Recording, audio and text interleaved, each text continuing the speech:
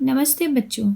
आज हम हमारी हिंदी की पुस्तक में गोस्वामी तुलसीदास जी द्वारा रचित कवितावली के बारे में पढ़ेंगे। सबसे पहले हम तुलसीदास जी के बारे में जानें कि तुलसीदास जी का जन्म कहाँ हुआ था। सन 1532 ईस्वी में बांदा उत्तर प्रदेश के राजापुर गांव में इनका जन्म हुआ था।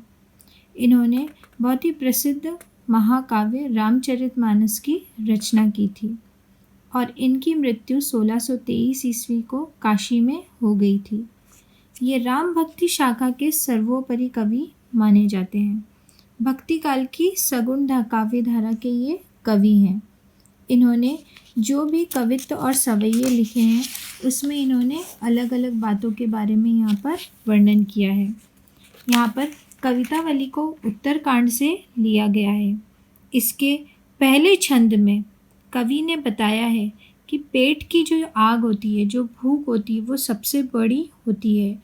इस दुनिया में सभी मनुष्य अपने पेट की आग को शांत करने के लिए ही कार्य करते हैं।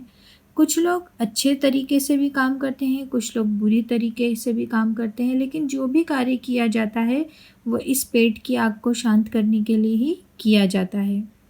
अब देखिए, दूसरे छंद में कवि ने बताया है कि जब अकाल पड़ता है, जब बारिश नहीं होती है, तो किसी को भी कोई भी आजीविका नहीं मिलती है। तो यहाँ पर बताया गया है कि जो दरिद्रता आती है, जो गरीबी आती है, उसे भी हम ईश्वर की कृपा से ख़त्म कर सकते हैं। अंत में तीसरे छंद में इन्होंने बताया है कि किस प्रकार से जो भक्त होते हैं वो अपने हृदय में आत्मविश्वास को जगा सकते हैं और इस दुनिया में, इस समाज में जितने भी नाटक हैं, जितना भी यहाँ पर जाति पाति और कर्म कांड को लेकर पाखंड चल रहा है, उसको दूर किया जा सकता है। तो आइए अब हम कवितावली जो कि उत्तरकांड से ली गई है उसके व्याख्या को जानते हैं।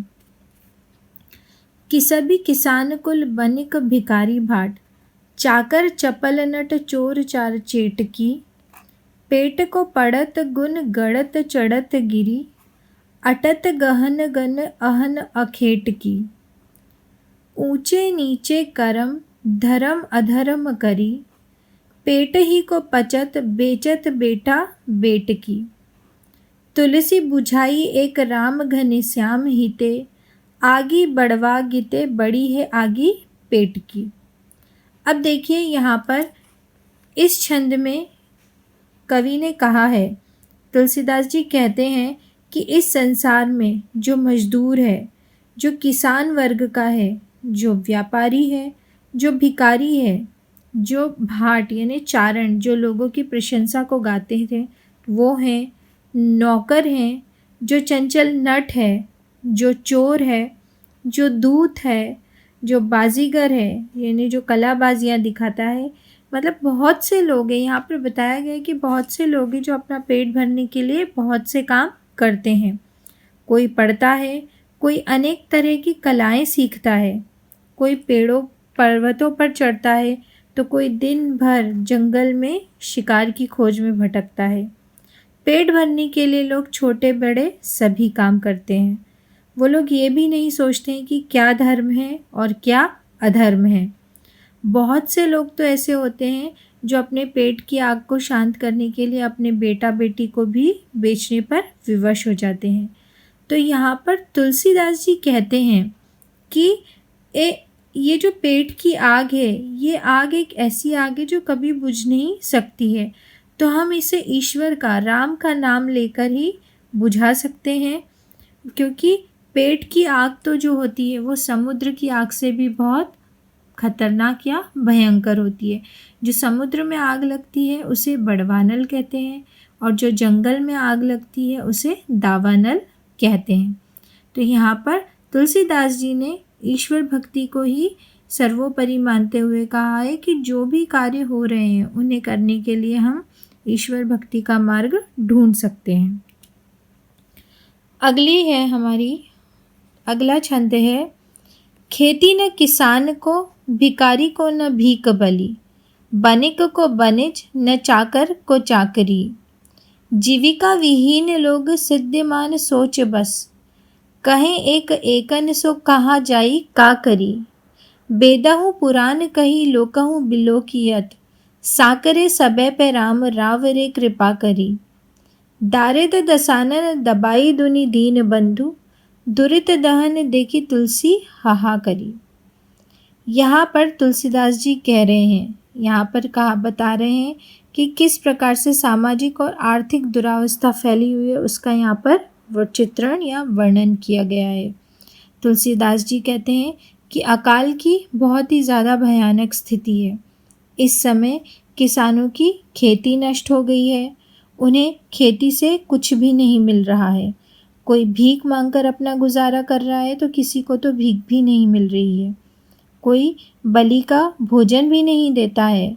व्यापारी को व्यापार का साधन नहीं मिल रहा है, नौकर को नौकरी नहीं मिल रही है। इस तरह चारों तरफ बेरोज़गारी है।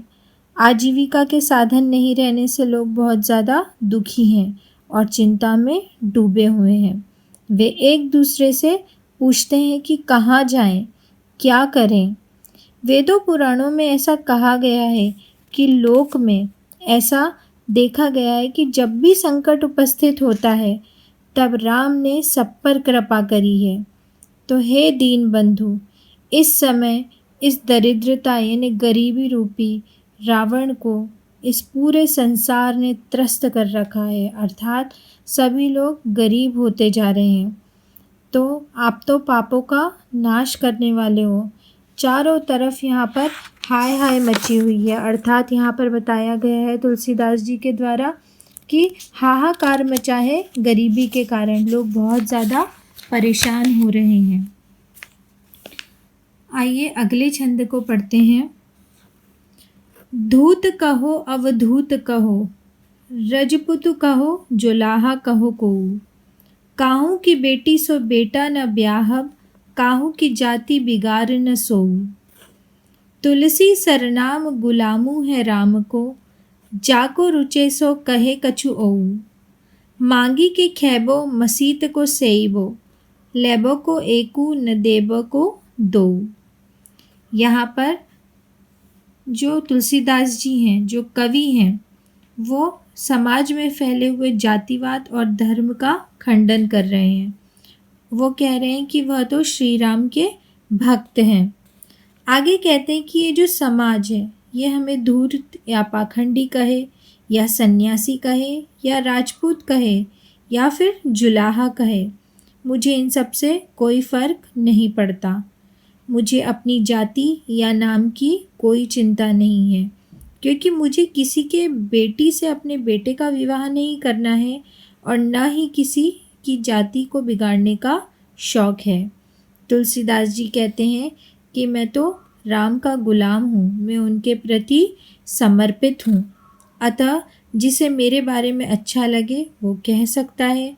मैं मांग कर खा सकता हूँ, मैं मस्जिद में सो सकता हूँ और मुझे किसी से भी लेना देना नहीं है।